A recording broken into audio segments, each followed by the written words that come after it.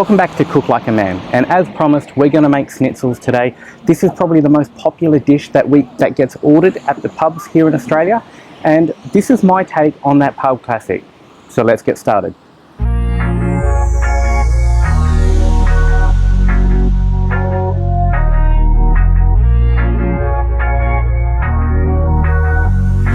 Alright, so let's get started on cutting the chicken. Now there's different ways of cutting the chicken, but I'm going to show you a couple of different ways.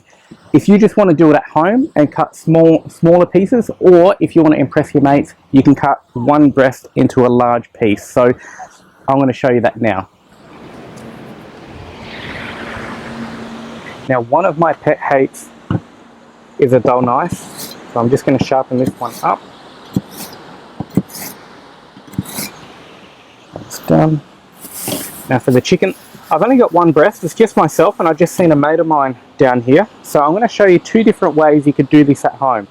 So if you're going to cook it for a family, traditionally what you would do is just cut it thin, just like that, because it'll actually cook much more even. Or if you want to impress everyone and actually make really big schnitzels like you would at the pub, just get rid of that. You would actually slice this open, and you can actually bash it with a mallet as well if you wanted to. Just like that. And that there is going to be a nice big schnitzel, very impressive. And that's that. Now that we've done that, we can get on to the egging and crumbing. I've only got one chicken, so I don't need that much egg. Normally I'd actually have 2 to 3 eggs if I was doing, about a kilo worth of chicken, but I really only need 1 egg in this recipe. And what you do, straight in there, get rid of the shell. We don't need that. Alright, get rid of that. Just realised I've actually forgotten my knife and fork. Well, my fork. So I'm just going to use my knife to whip this up.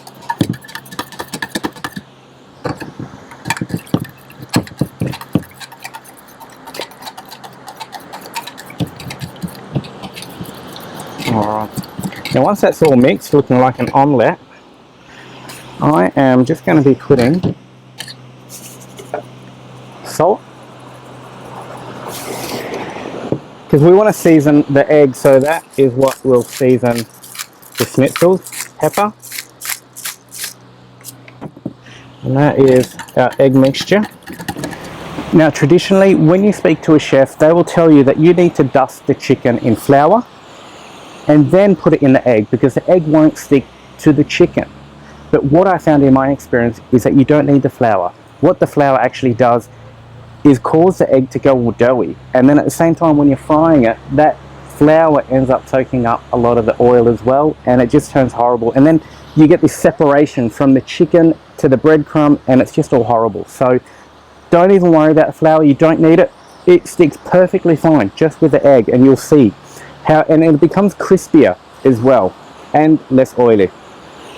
Now for my breadcrumbs, I've got breadcrumbs that I've just put in there, and what I add to my breadcrumbs is parmesan.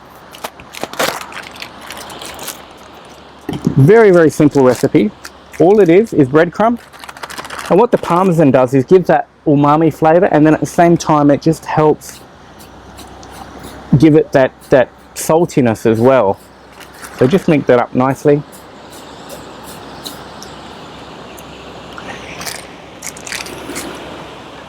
Now all we have to do is put the chicken into the egg mixture and then into our breadcrumb mixture, and it's ready to fry. Alright, one little tip is use 2 separate hands for each thing. So if you're using your left hand to mix the egg, then you use your right hand to do the dusting.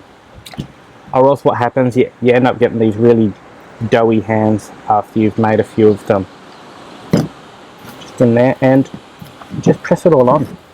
That's it, that's all you got to do. Really, really simple. And you're going to see how crunchy this is going to be and crispy, purely because we've left that flour out. And you want to press it in there so all of that stuff sticks.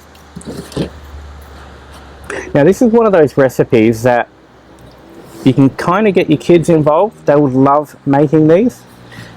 But honestly, try and do it outside. Because if you do it inside, what's going to happen, you're going to get egg everywhere, you're going to get your breadcrumbs everywhere, and then the kids are going to walk around with their doughy hands pretending they're like some monster from Scooby-Doo touching everything. So if you can, get the kids involved, but maybe do it outside, it's a bit cleaner. So I've got my last chicken here. And again, all I'm doing is putting it in that egg wash, mixing it into my breadcrumb. Now, as I mentioned, you use 2 separate hands for each one, so then you're not walking around with really doughy hands.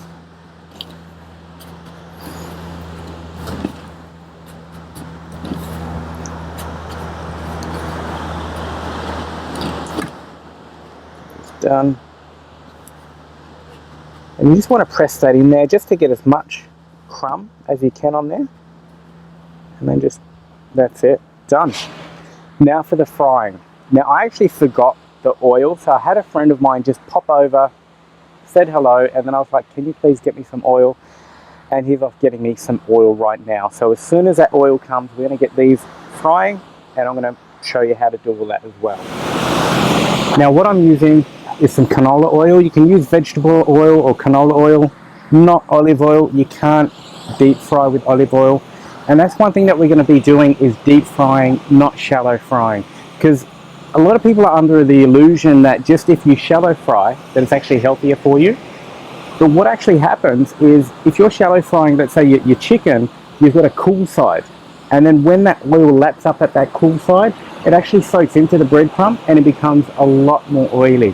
Whereas when you deep fry, you're sealing the whole chicken all at once, and it's less oily because it can't penetrate. So if you're going to do schnitzels or anything, it's actually healthier for you to deep fry it rather than shallow fry it. It's my personal preference, and I just find everything just comes out cleaner, crisper, and less oily. What I'm doing is getting the oil hot. I'm going to leave it for about 10-15 minutes, and then I'm just going to slowly put the chicken in there just to see whether it's hot enough to actually be cooking, to cook in the oil. If not, I just wait a little bit longer. So that's what I'm waiting for, is once I put the chicken in, is it bubbling up? If not, I'll wait a little bit longer. And while I'm waiting for that, I'm actually going to be cutting up my salad. Yes, I have cleaned the knife, and I've got some greens in there. Now for me, a salad isn't salad without some sort of dressing. Just going to be a really basic olive oil, lemon juice, salt. That's all I need, nothing too crazy. But salad without dressing is just grass.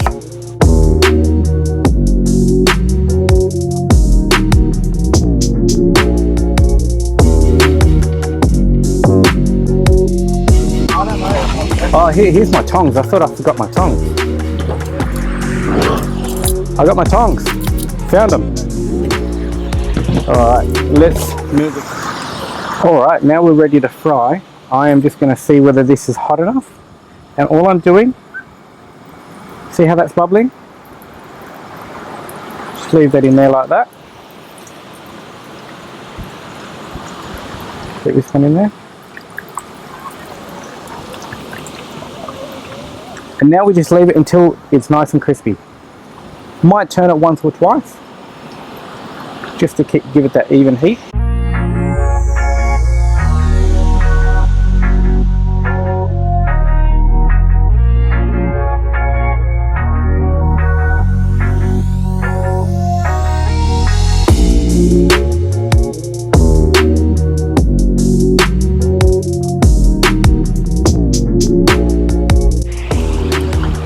Alright guys, little one, ready, put that in there,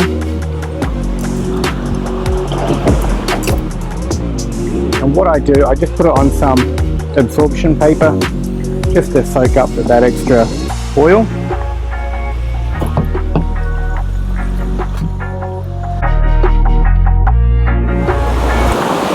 And the reason I cook out here is I've actually got a 2.5-year-old daughter and a 7-year-old stepson. So if I was trying to do anything at home, it just wouldn't get recorded. So I'm out here having fun down the beach, meeting up with people that I didn't even know were going to be here.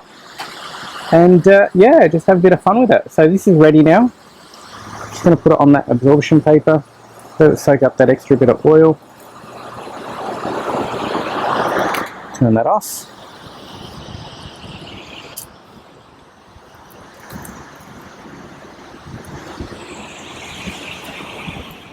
And now for the pictures.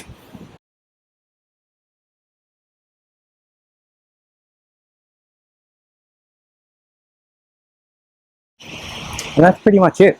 Easy as that. But now it's a taste test. So Andrew, wow, you grab that big one.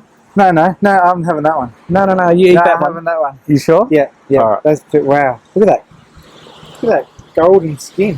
Good. All right, you got to tell me honestly what you think. Okay.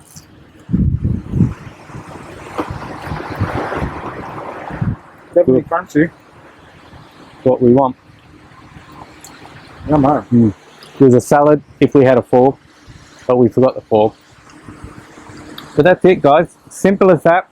We'll see you next week. I'm not sure what I'm going to be doing at this stage. I think I'm going to be cooking beef ribs at home. I'll be comparing the pellet smoker to the bullet smoker.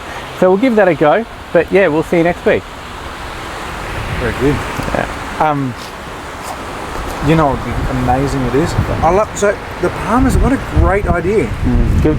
Probably needs a bit more salt, maybe. Garlic toum. Garlic, yeah. Garlic toum. You know garlic toum? How good is that stuff? Yeah. You guys make it, eh? Lebanese style. Oh my goodness. Try the salad. Oh my God, this is awesome. Thank you.